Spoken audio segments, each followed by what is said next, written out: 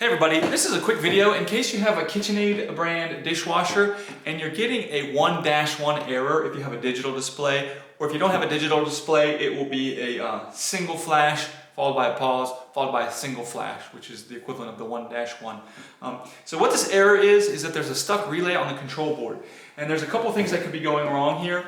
Starting with the easiest fix would be to turn this dishwasher off and leave it, and then unplug it from the power and leave it disconnected from power for a full 5 minutes. And after that you can restore power, turn it back on, and hopefully it won't come back. If it comes back, then you've definitely got an issue with your control board. If you feel comfortable getting in there, you can see if there are any wires that have come loose or that are broken or anything like that. And if you don't see anything there, then what it's probably going to mean is that you're going to need to have your control board replaced on your dishwasher, and to do that you're probably going to need to call a technician. But anyways, I hope this video helped you figure out at least what's going on. Thanks a lot for watching. Have a great day.